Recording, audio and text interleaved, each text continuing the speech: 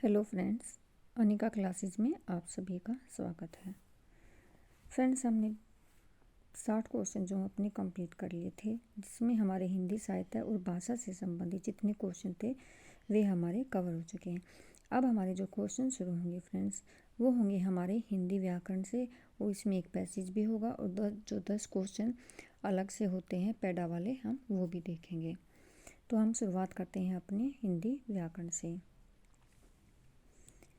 निम्न विकल्पों में से उस विकल्प का चयन करें जो प्रत्यय से बने शब्द का सही विकल्प नहीं है। देखिए,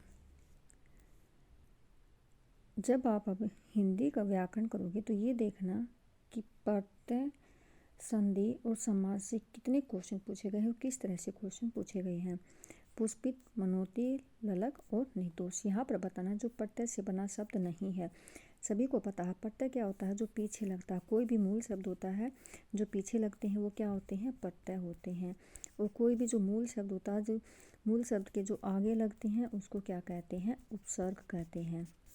और हमें इसकी पहचान कैसी होती है, हम इनका संधि विच्छेद करते हैं। जो मूल शब्द निकल आता है उसके अगर आगे जो लगा होता है वो पर उपसर्ग होगा, पीछे जो लगा होगा प्रत्यय होगा। हमें सिर्फ मूल शब्द पता होना चाहिए। तो देखो, इसमें जो प्रत्यय नहीं लगा है वो है निर्दोष। इसमें नी क्या है, दोष। देखो, निर क्या है, उपसर्ग है। दोष हमारा क्या है, मूल शब्द है। और निर हमारा क्या हो गया, उपसर्ग हो गया। तो इसमें क्या लगा हुआ, उपसर्ग है। बाकी इन तीनों में क्या है, प्रत्यय लगा हुआ है। नेक्स्ट क्वेश्चन देखिए, निम्न विकल्प में से मिश्र वाक्य को पहचानिए। हर एक सेट में आपको, चाहे वो टीजीटी हो, पीजीटी हो, संयुक्त वाक्य, सरल वाक्य, मिश्र वाक्य, ये टॉपिक आपको जरूर देखने को मिलेगा। उपसर्ग प्रत्यय देखने को मिलेगा, समास मिलेगा, संधि मिलेगा। मतलब जो 4-5 टॉपिक हैं ये ऐसे हैं जिनसे 3 या 4 क्वेश्चन एक साथ आपको जरूर देखने को मिलेंगे। गाड़ियाँ बहुत तेज चल रही हैं। आज यदि बारिश हो तो तुम यहीं रुक जाना। वह घर से निकला था परंतु वापस लौट गया, शायद वह मान जाएगी। हमें बताना है मिश्र वाक्य है। तो देखो, आज गाड़ियाँ बहुत तेज चल रही हैं, क्या सरल वाक्य है। यदि बारिश हो तो तुम यहीं रुक जाना, ये क्या है, हमारा मिश्र वाक्य है। हमें जो सरल का तो सभी को पता है, बिल्कुल जो सरल वाक्य होता है। मिश्र और संयुक्त वाक्य की जो पहचान होती है वो याद करनी।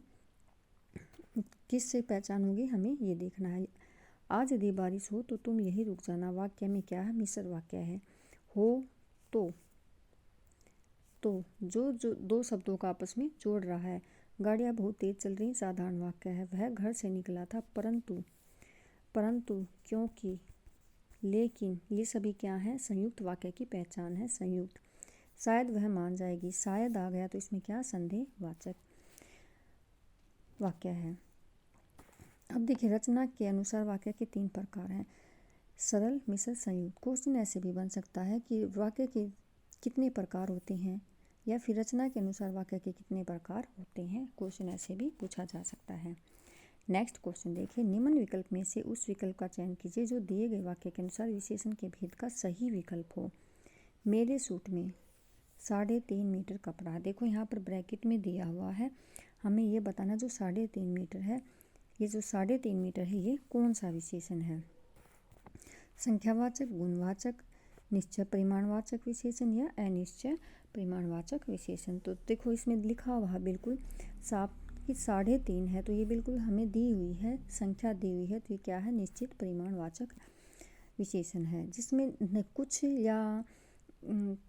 मीटर या कुछ ऐसे होगा ना, तो वहाँ पर अनिश्चय होगा, क्योंकि वहाँ पे संख्या का पता नहीं होता है। नेक्स्ट क्वेश्चन देखिए, निम्न विकल्प में से संयुक्त वाक्य पहचानना है। अब देखो, संयुक्त वाक्य आ गया। पिछले क्वेश्चन में हमने कौन सा वाक्य पढ़ा था, मिश्र वाक्य पढ़ा था। मैं भी आपकी जैसी डॉक्टर बनना चाहती हूँ। मीता नए कपड़े लेकर आई है, वह शायद अभी तक नहीं पहुँचा। रमेश ने काम खत्म किया और वह अपने घर चला गया। तो इसमें हमें संयुक्त वाक्य बताना है, तो ये क्या है, ऑप्शन डी हो जाएगा। जिस वाक्य में साधारण अथवा मिश्र वाक्यों का मेल संयोजन अवयव द्वारा होता है उन्हें क्या कहते हैं, संयुक्त वाक्य कहते हैं। ये संयुक्त वाक्य की डेफिनेशन है। नेक्स्ट क्वेश्चन देखिए, निम्न विकल्प में से उस विकल्प का चयन कीजिए जो भाववाचक संज्ञा का सही विकल्प नहीं है। भाव, देखो भाववाचक संज्ञा से क्वेश्चन बहुत पूछे जाते हैं, संज्ञा से क्वेश्चन पूछे जाते हैं, लेकिन जितने क्वेश्चन जो भाववाचक से पूछे जाते हैं, बाकी और जो दो संज्ञाएं हमारी उनसे पूछते हैं, लेकिन इतने नहीं जितने कि भाव से पूछेंगे या फिर हमारी जातिवाचक संज्ञा से क्वेश्चन पूछेंगे। सुखदाई, घटाव, मनुष्यता, शीतल। या फिर ऐसे भी पूछ सकते हैं कि संज्ञा से बनी भाववाचक संज्ञा कौन सी है, विशेषण से बनी भाववाचक संज्ञा कौन सी, लेकिन भाववाचक संज्ञा से क्वेश्चन पूछा ही जाता है। तो यहाँ पर नहीं है बताना है हमें। तो जो शीतल है वो क्या है, भाववाचक संज्ञा नहीं है। भाववाचक संज्ञा क्या होती है, जो हमारे अंदर होती है, जो हम महसूस करते हैं, वो सभी क्या है, हमारी भाववाचक संज्ञा है। सुखदाई, घटाव, मनुष्यता, ये सभी क्या है, भाववाचक संज्ञा है। नेक्स्ट देखिए, नीचे दिए गए वाक्य में कौन सी शब्द शक्ति है। मोहन पढ़ रहा था, शब्द शक्ति वाला टॉपिक मोस्ट इम्पोर्टेंट टॉपिक है। प्रयोजनवती लक्षणा, व्यंजना शक्ति, लक्षणा शक्ति या अभिधा शक्ति। तो देखो मोहन पढ़ रहा है, बिल्कुल सिंपल वाक्य है। ये क्या है, अभिधा। जैसे हम सरल संयुक्त मिश्र पढ़ते हैं, उसी से रिलेट करके आप अभिधा, व्यंजना और लक्षणा को पढ़ोगे तो आपको ये अच्छे से हो जाएगी।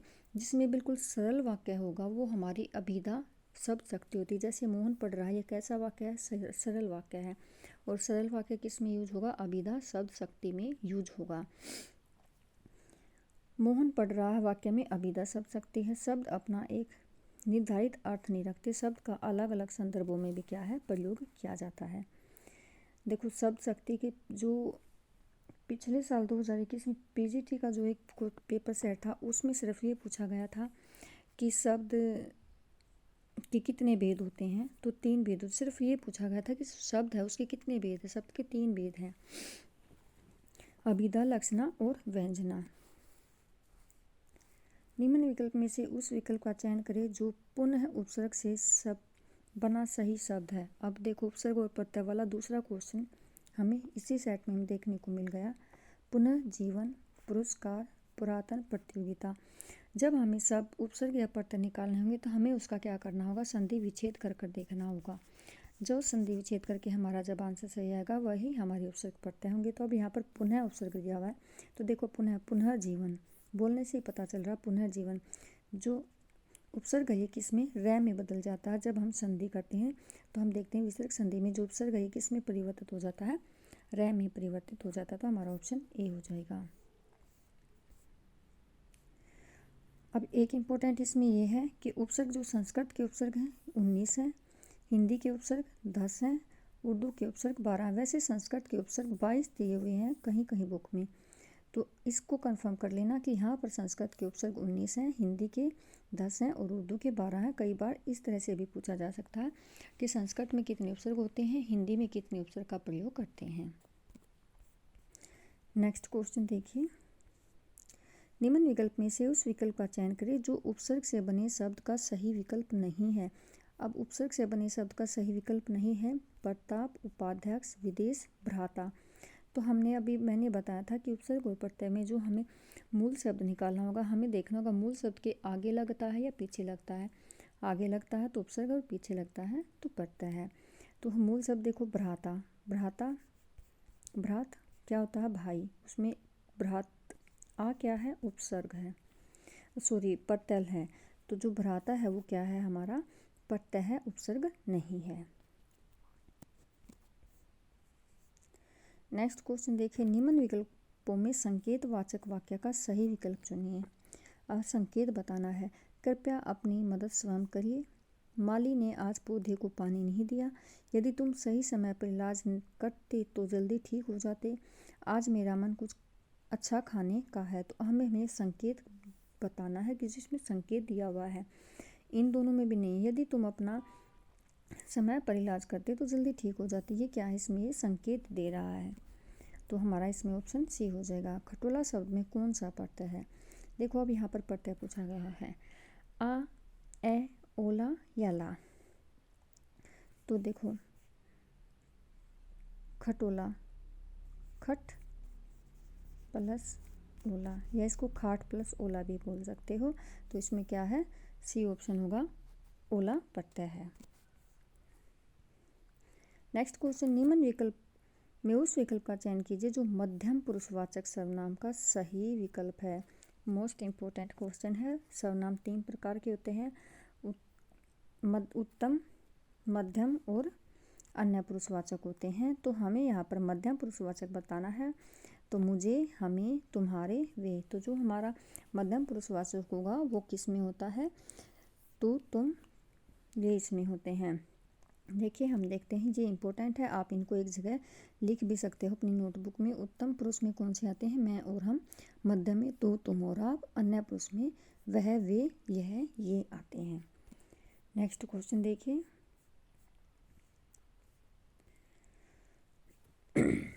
जब कोई शब्द अपने मुख्यार्थ यानी कि जो मुख्य अर्थ को बाधित करके अन्य अर्थ को बताए, उनमें कौन सी शब्द शक्ति होती है?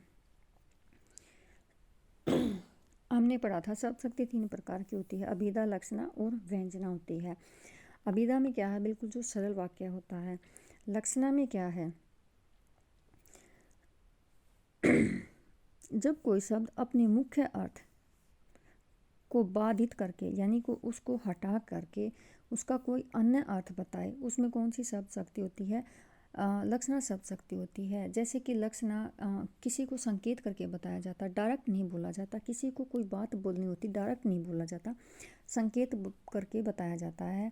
जैसे आप किसी को कुछ बोल रहे हो तो उसको डायरेक्ट नहीं बोलोगे, उसके किसी और दूसरे नाम के थ्रू बोलोगे कि वह तो उस जैसा है, बिल्कुल वैसा है। हम भी कई बार जब घर में होते हैं अपने बच्चों को भी हम ऐसे ही बोलते हैं कि बिल्कुल ऐसे गधों की तरह काम कर रहा। हम उसको डायरेक्ट गधा नहीं बोल रहे, गधे की तरह बता रहे हैं। तो वो क्या, उसमें लक्षण बताया गया है। व्यंजना शब्द शक्ति में क्या होता है कि जैसे हम कोई भी बात कहते हैं, अगर हम कोई बात कहते हैं तो जब उसमें कोई अर्थ होता है तो उस अर्थ का हर इंसान का अपना अलग अलग मीनिंग निकलता है। एक ही अर्थ का सब अलग अलग मीनिंग निकालते हैं, तो वहाँ पर क्या होती है? व्यंजना होती है। तो यहाँ पर क्या है? मुख्य अर्थ को बाधित करके अन्य अर्थ बताया जाए तो उसमें कौन सी शब्द शक्ति होती है? लक्षणा होती है।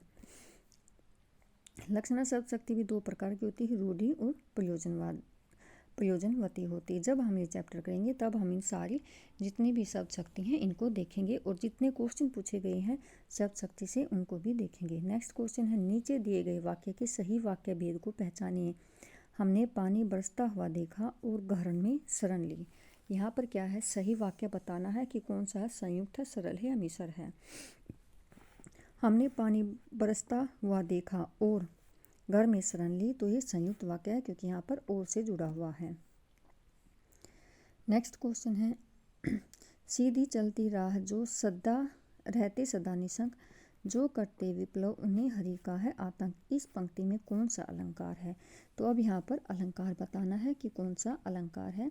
श्लेष अलंकार, विरोधाभास अलंकार, भ्रांतिमान और पुनरुक्ति अलंकार। तो यहाँ पर देखिए श्लेष अलंकार बताया गया है। श्लेष अलंकार की पहचान क्या होती है? पहले इसकी आप डेफिनेशन देखिए।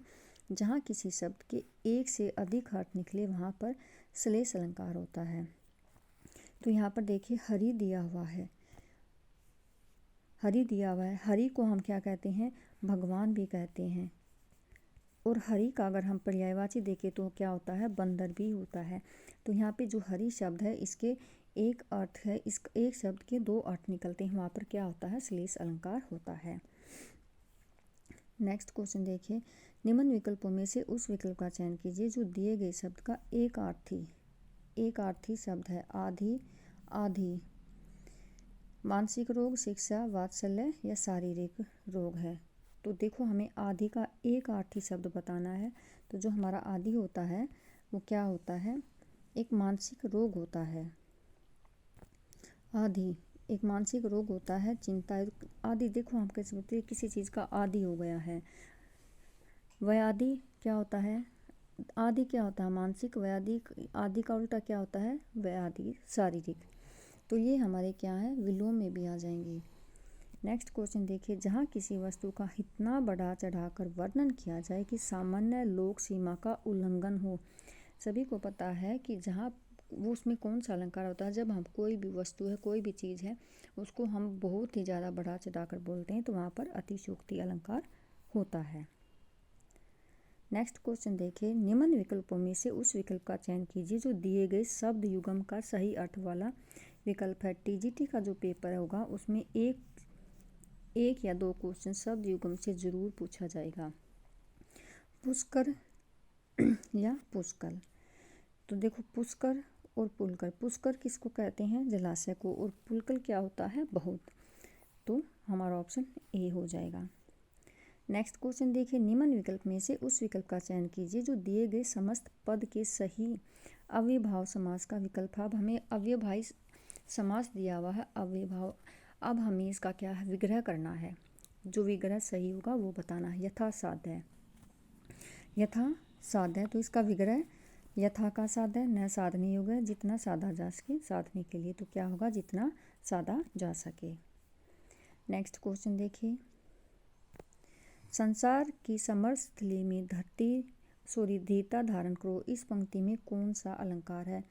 संसार की समरस्थली में धीरता धारण करो, अनुप्रास, श्लेष, यमक, विप्सा। अब देखो ध और ध की आवृत्ति 2 बार आई है, तो इसमें कौन सा होगा? अनुप्रास अलंकार होगा। नेक्स्ट क्वेश्चन देखिए, निम्न विकल्प में से उस विकल्प का चयन कीजिए जो जातिवाचक, अब देखो जातिवाचक, एक भाववाचक संज्ञा पूछी गई थी, अब जातिवाचक संज्ञा पूछी गई है। गोदान, कोहिनूर, पंकज और मनुष्य, तो जिसमें जो जातिवाचक संज्ञा है वो कौन सी है? मनुष्य है। मनुष्य क्या है? एक प्रकार की जो जितने भी संसार में जितने भी मनुष्य हैं, जाति के सब एक जगह इकट्ठे होते हैं, तो मनुष्य यहाँ पर जाति के रूप में बताया गया है। अब देखिए यहाँ पर जो हमारे 5 क्वेश्चन होंगे वो क्या होंगे? हमारे गद्यांश से होंगे, तो ये हमें देखने की ज़रूरत नहीं, क्योंकि ये हर कोई आसानी से कर सकता। हमें एक बात ज़रूर बताऊंगी कि जो टीजीटी में जितने भी पिछले पीवाईक्यू हुए हैं उनमें जो हमारे गद्यांश पूछे गए हैं, पता कहाँ से पूछे जाते हैं? जो हमारी एनसीईआरटी की बुक लगी हुई है उसमें से जो चैप्टर हैं, उन चैप्टरों के अंदर से जितने भी गद्यांश हैं वहाँ से पूछे जाते हैं। अगर हो सके तो उनको आप रिवाइज कर लेना, क्योंकि उनमें जो ग्रामर होती है, जो व्याकरण होती है गद्यांश में, वहाँ से भी क्वेश्चन पूछे जाते हैं, तो आप एक बार उनको भी देख लेना।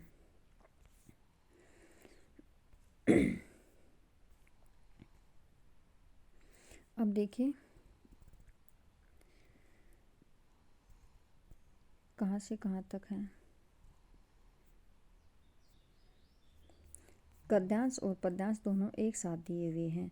ये यहाँ पर पद्यांश दिया हुआ है। गद्यांश तो देखो जो हमारा 100 नंबर का साहित्य वाला पेपर होगा उसमें 10 नंबर जो हैं हमारे गद्यांश के होंगे, 90 नंबर में हमारी जो 50 नंबर है वो हमारा साहित्य से होगा, और 30 नंबर जो है हमारी हिंदी व्याकरण के होंगे, और जो 10 नंबर हैं जो अब हम करेंगे वो हमारे अलग से होंगे।